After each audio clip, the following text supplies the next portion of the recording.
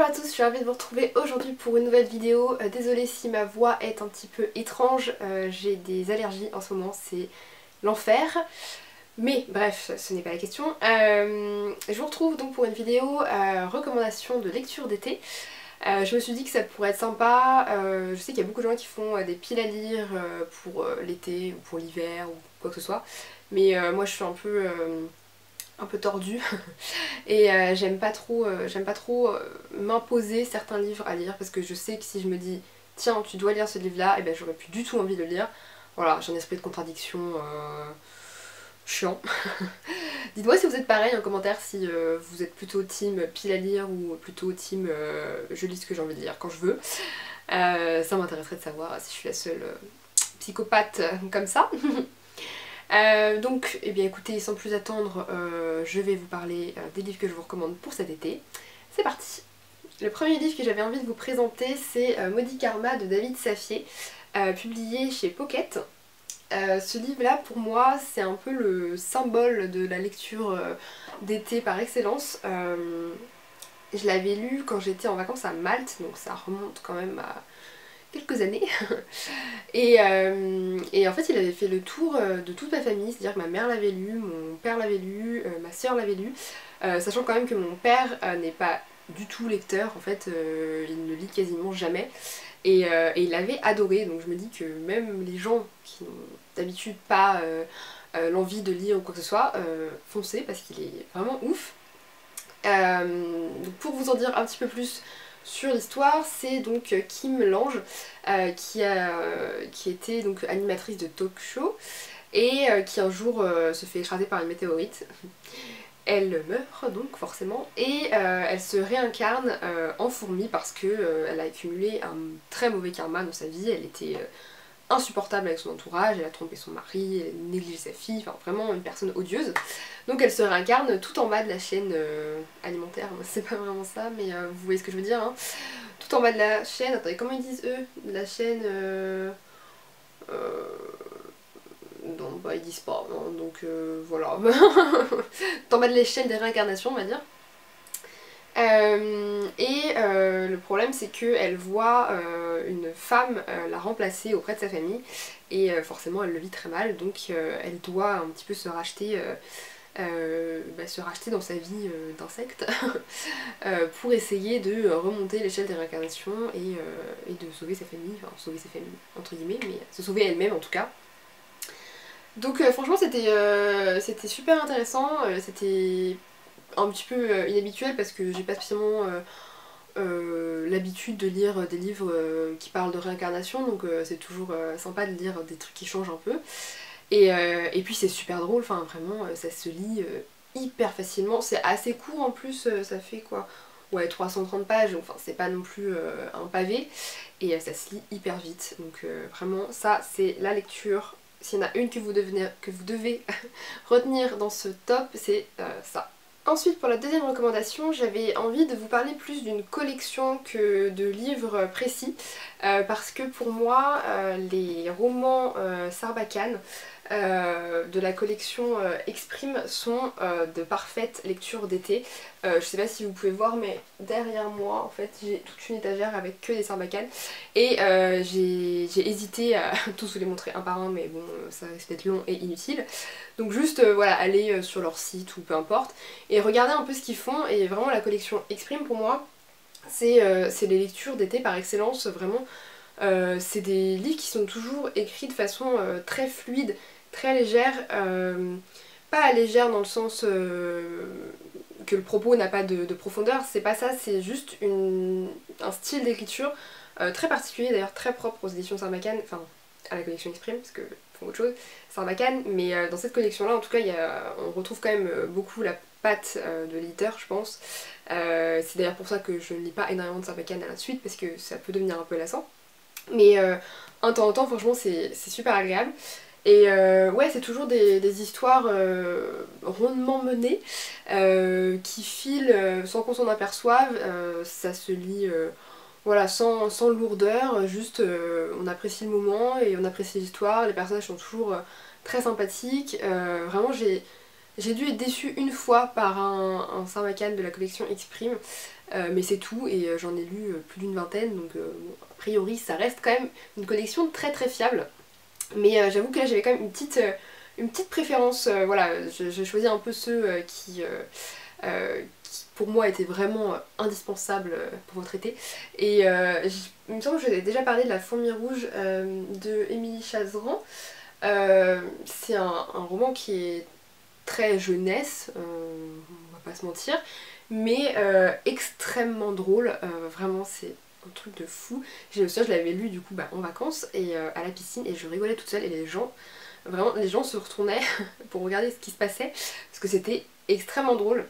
C'est l'histoire d'une adolescente un peu hors du commun à qui il arrive plein de trucs totalement loufoques et des aventures totalement déjantées, et ça se lit hyper vite, c'est trop drôle, vraiment, allez-y.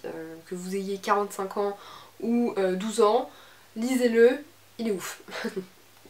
Et puis il y avait aussi Gloria de Martine Pouchin, qui est pour le coup plutôt un road trip, voilà, qui se passe, il me semble que ça se passe en été.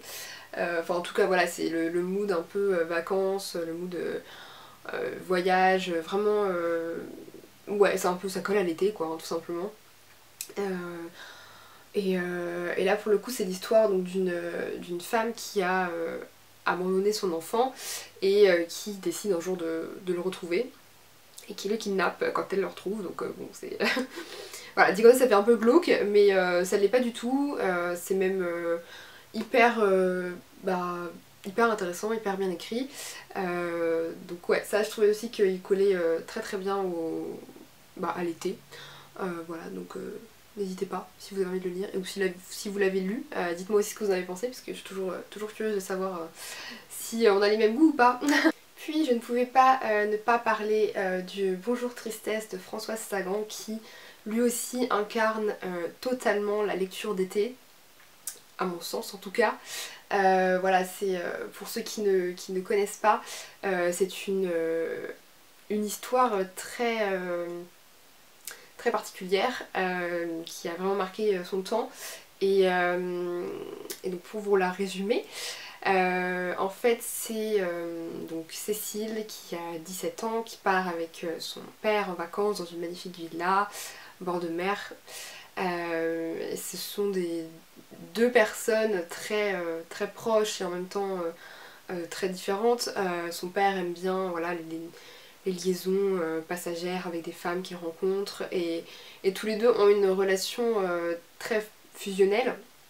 Mais un jour une femme un peu plus sérieuse entre dans la vie de son père, et Cécile ne le supporte pas.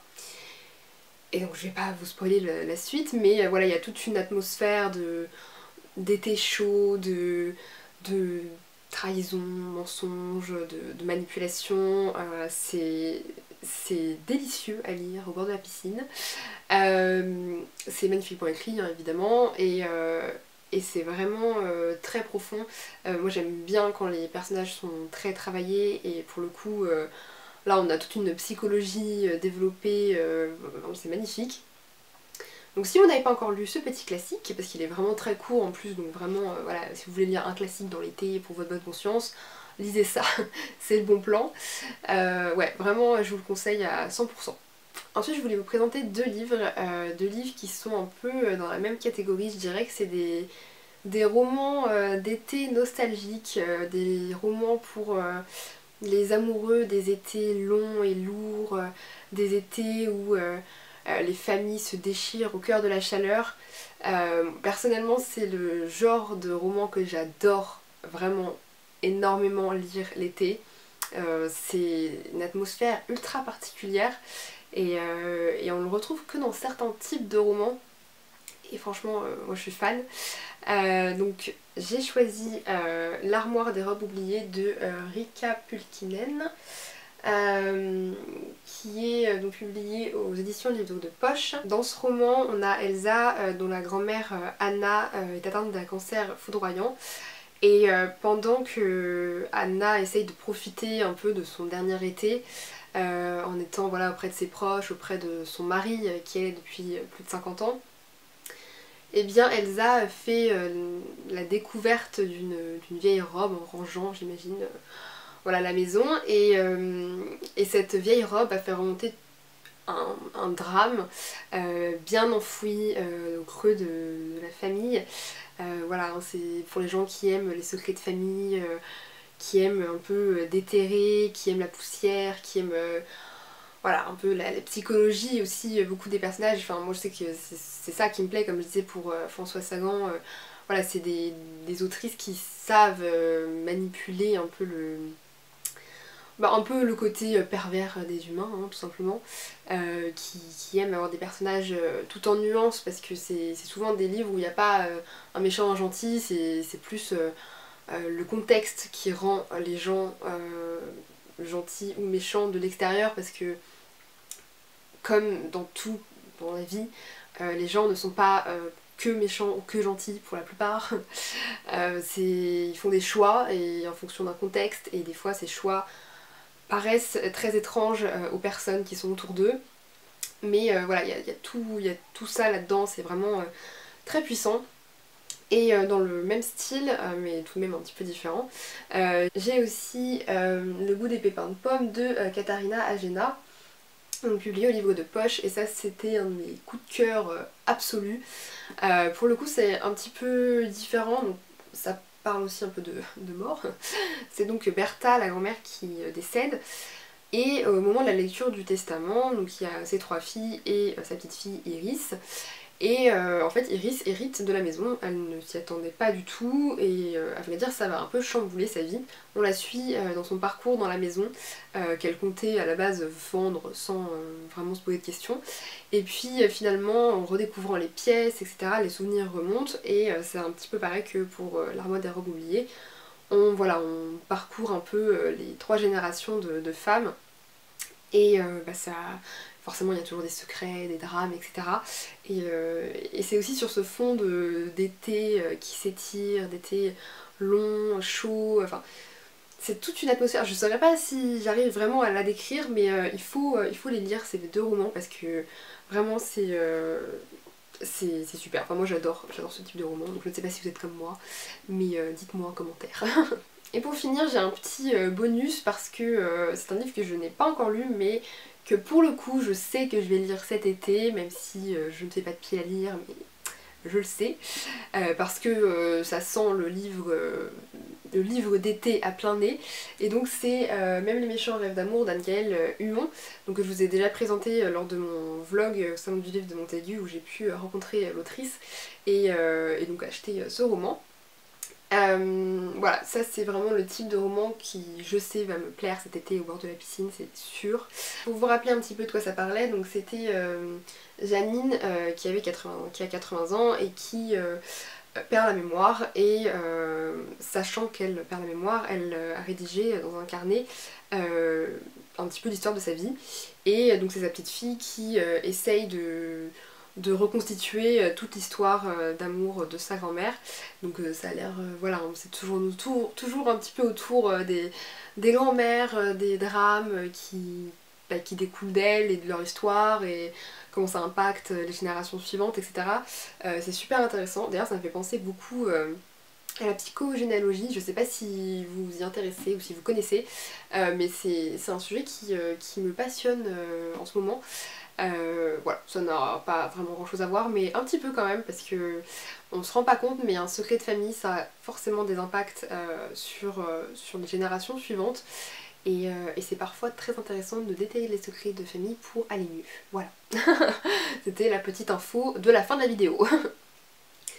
J'espère que cette vidéo vous a plu, que mes recommandations ont pu vous être utiles. N'hésitez pas aussi à me dire ce que vous comptez lire cet été. Voilà, moi je suis toujours preneuse, même si j'ai une pile à lire absolument indécente. J'aime bien, voilà, savoir ce que vous lisez. Et bien écoutez, je vous dis à très vite pour une prochaine vidéo. Bye!